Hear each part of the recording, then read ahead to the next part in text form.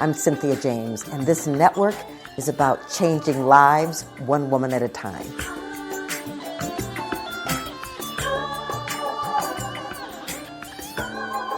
This is Women Awakening, and I'm your host, Cynthia James. We are here to introduce you to women that inspire me and that are change makers, because I really believe it's a time of women emerging and that we are changing our lives, our families, our communities, our neighborhoods, and this world one woman at a time. I hope that you will subscribe. We're on Spotify, Amazon, iTunes, iHeart. You can find us lots of places and come back every week. And I'll talk more about that at the end. But today, I get to introduce you to someone that's very dear to my heart. Her name is Lisa Haas. She's been assisting business owners and leaders for over 20 years in sales and marketing. She has a master's degree in organizational leadership, specializing in learning and performance. And her marketing coaching programs help organizations organize, plan, execute, and optimize marketing efforts for lead generation and brand awareness. She has a special background in social media, which is where I met her, and she rocked my world with it. And she's run her own agency for almost a decade, concentrating on online marketing and reputation management. Then she left that organization to help scale a direct marketing business. Today, she's back in the community to serve local business leaders with a great marketing strategy and coaching. Hello. Welcome, Hello. Lisa. Thank you for having me, Cynthia. It's really delightful to be with you today. Well, I'm really happy that you're here. Lisa is also one of our instructors in the Academy of Women Emerging, and she teaches marketing to our entrepreneurs. So before we get deep dive into all of what you're doing and how you do it, tell us where you came from. What's your background? A lot of people think that successful women just, dropped into it without any work or any challenges that they had to overcome. So what was your background? Oh boy, my background. Well, I moved around a lot as a child, so I think I learned a lot about perseverance and persistence. We moved probably 20 times before I was done with high school, so I was consummately the new kid. And I think what that has provided me is the ability to step into other people's shoes. I believe it provides some empathy in terms of feeling uncomfortable in your scenario or in your environment. The survival was a big part of my childhood. So I do provide some credit to my success, to some of that childhood angst, so to speak, that arose. Now, as a professional and as an adult, I also moved around a little. I was just kind of seeking what was my purpose in the world and how was I going to fit in a bigger way. I spent 15 years in restaurants initially, and then I spent 20 years, as you just mentioned, in sales and marketing, non-traditional college student. So I didn't graduate until I was about 30. And then I'm just finishing up this master's degree. So education has certainly been a cornerstone in really evolving myself, because I believe knowledge is power. And my background is really about how much knowledge can I gain? How can I take that information and assimilate it in a way that's meaningful and bring it out back to the community to help and serve? Yeah, well, that's incredible. And I've witnessed that with you. And as I said, you helped me, because I was one of those people that somebody came and said, "Oh, I love you. Let me do social marketing for you and social media." And I'm like, "Okay, great." But I knew nothing about it. Neither did they. So I want to just start kind of at the basics. Marketing is a scary word for people, especially women. We're afraid of it. We think it's too much. We don't want to be visible. We think we could get hurt by it. What is marketing and why is it important for us? That's a great question. It's a good place to start as well. Marketing is simply the activity of letting people know what you have, a value offering, a product, a service that will assist them in some way, shape, or form. It's an important activity in business in that if no one knows about you, you will never grow. You will never create the income that you want, the life that you want, if you aren't willing to place your products and services in front of individuals with a value statement and remember that you're in service to those individuals. Marketing is an activity that flows through the entire organization as well. It's your brand, it's your core values, it's your mission. All of those things are interwoven with how do you answer the phone? How do you put a sticker on a package so that it looks nice and aesthetically valued? All the way to the follow-up after someone becomes a customer or a client. It's really your care program. Marketing is really about how do I love you? And how can my thing provide value out here in some way? And how do I place it in front of those individuals who need it most? Yeah. I mean, when you say it like that, it's like, oh yeah, that's what it is. But I think when we've noticed even in our program, when we bring it in, the women instantly go into overwhelm. I think it's because they think they need to know it all and do it all right. But if you were to say that there were 3 things that were important for women to know about marketing, what would you say they are? The very first, and I'm going to say this to all entrepreneurs who might be listening, promotion is the last component of marketing. It is not the first. Mm-hmm. And often people, when I get a phone call, they say they want to put something out in the world for promotional efforts. And they haven't taken the time to understand truly what marketing is and all the components to it. That's number 1. Number 2, you do not need to know everything, just like you don't need to know everything in your business. You just need to know enough to direct and control, to delegate it out and know if it's working, to ask for what it is that you need. That's where your education should come in as you learn more about this particular critical role in your business, that you don't need to know how to run Google advertising. You need to know how to hire the right individual and what does success look like. That is a way more better use of time, energy, and resources. I see a lot of people spend money in places and they don't know what they're even looking for. Social media was a great example, especially 10 years ago when I first got started in it and nobody knew what they were doing. The third is really coming up with a strategic goal. Like, what is the goal you're trying to accomplish? Who are the people that you really want to serve? And where are they? I hear marketers and business people and women consistently throw money at places where they think they're supposed to market instead of doing the research and understanding where will the people be. Think about the Roman times when everyone would come into town to exchange goods. One person would have corn, the next one would have eggs, the other one would have cheese. You wouldn't go out to the middle of some field where no people are located to sell your chickens, right? You would go to where the people congregate. So I think understanding that piece before you put tactics in place is critical. Yeah.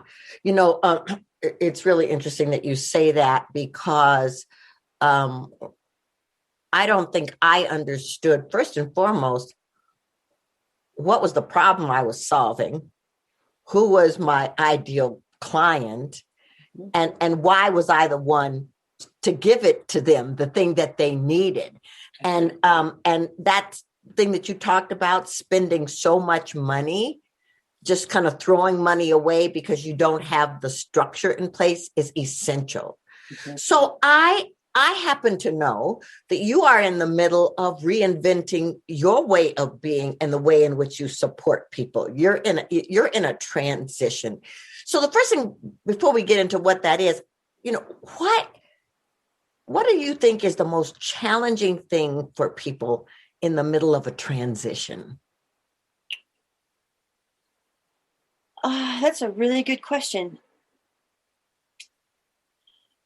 Often when you're in transition, you may not yet have the vision of what you're going to create. You merely feel the draw that something else is calling you, which has been my experience. I went back to school because I was a little bored with what I was doing. I felt there was more in the world for me to do, and I was stuck. And so I went back to school so I could seek what that could be. Mm-hmm. Now, my patience, restlessness, the unknowing, the unknowing is always a fearful thing, or at least it can be. When you begin to shift your mindset into the unknowing is merely undiscovered opportunity, it's a much better place to come from an energetic point of view. But just the fear of walking one foot in front of the other, where you let go of what you were, or the structures, the patterns, the habits, the things that you do every day in life, and you begin to transition yourself into other activities, other purposes, other strategies. That leap of faith, the literally the empty space from one rock to the other, can be intimidating. I have transitioned a lot in my life. I've had a lot of different careers, a lot of different interests. And the one thing I can honestly say is that we always land somewhere. And so just continuing to have faith that you land in the place you're supposed to be and continue to listen to your heart will guide you. It's smarter than we think it is. The heart is a very intelligent little organ. And if you just listen to it and listen to your gut, the transition may feel scary, but you will end up on the other side a bigger, brighter, more wonderful imagination than you could, or wonderful person than you could have ever imagined. Like, it's really incredible. It's a really incredible experience. Yeah. Well, I love that. And I think that just applies to life itself. Can you trust the process? Can you trust that whatever's calling you, that there's a delivery system? Can you trust that there's something powerful that can only come through you the way it needs to come through? And I love that. But I guess I want to say, I'd love to talk just a little bit about being a woman in business. It's been an interesting journey for me. Mm-hmm.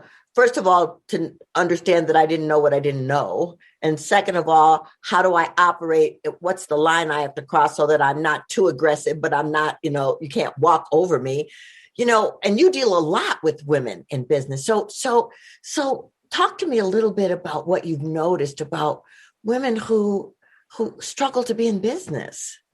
It's a great question. I think women specifically have some specific challenges that should be addressed. First thing I notice is that as small children and through most of our education, we're often told to be quiet. And when you are in business, you cannot be quiet. This is part of the reason why people, and women specifically, are scared to market. You have to be noisy. You have to go to where the people are and make noise. I also feel that women have been told many times in their life to be small. And one of the things I'm consistently coaching is to think bigger. Recently was coaching one of my clients, a woman who is highly successful. She's been in business for several years. She's comfortable, but she doesn't know what to do next. And so we started talking exit strategies. And I brought up the idea of selling her company. And it was the first time it had occurred to her that selling her company could be an exit strategy. It's that kind of small thinking that I think is a real challenge for women. We are just as capable. We are sometimes more capable because we're so good at the multitask and sort of taking the hits of life with grace and a smile. Because we are told not to be aggressive. We don't go after the money that we deserve. We don't speak up for ourselves. Now, I'm seeing this emerge and change. And the younger generations, even my fellow Xers and my boomers, and all of us are starting to shift to see that it is okay to be seen, it is okay to be heard, and that it's required, and that that thinking big is an okay thing to be when you're a woman in business. We are capable. We are skilled. We are smart.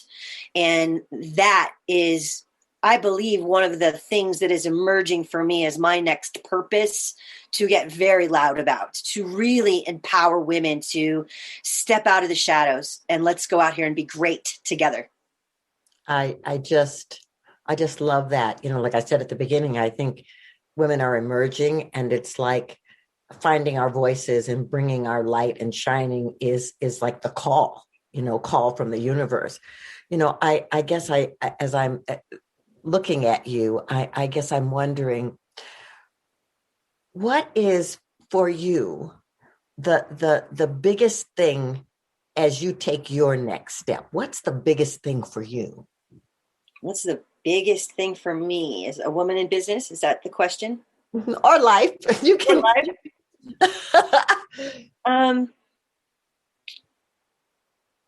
That's a good question as well. I think my biggest challenge is making sure that I step into this new place with proper boundaries, with good self-care and love for myself. It's work hard doesn't mean that I have to sacrifice myself. And in previous businesses, because I've owned a couple now, it was burn it from both ends until I fell apart. And I really am not interested in operating that way anymore. Good boundary and understanding, that work is done at a certain time and that life is fun. And if I'm in a space where those things aren't in alignment, I need to reexamine and retooling myself with more healthy patterns and ways of approaching boundary and approaching self-care and love for myself, and allows me to open in ways that I have never done before. And that's a little scary. But at the same time, I've got so much out here that I want to do and be that I can't let that fear be the thing that stops me. So I put up my chin and I trust that I will find the things along the path that I need to continue to propel me forward so I can truly serve these amazing women out here who just need to be reminded that your voice is beautiful and your product is worth it. And let's go tell everyone about it and get you successful in the way that you want to be successful. I love that, because what you're really talking about is the whole woman, is the mental, the emotional, the spiritual, the whole woman. And from there, we all get to soar. I love that. So before I ask you my last question, which I always ask every guest, would you tell our people how to find you? Absolutely. Well, you mentioned I was in transition, so I'm still putting up a website. So Lisa M. Haas, that's HAAS.com, will be coming shortly. You can also find me on LinkedIn. That's probably the easiest way to find me on a professional manner. I'm Lisa Haas 1 in that world. Honestly, if you go out to Google and put Lisa Haas social media Denver, you'll find me all over the place. So feel free to reach out via the LinkedIn would probably be the easiest one at this stage of the game. And connect. Let's connect. I love community. I love introducing individuals to people. I love to network, and I love to be resourceful. So if people fit into those words, I would love to invite you into my world. Awesome. Well, you totally changed my world and my outlook about marketing and social media and being visible. So I'm very grateful to you. Thank you for the chance. So the last question is the same one I always ask. What is the one thing you want women to know about awakening?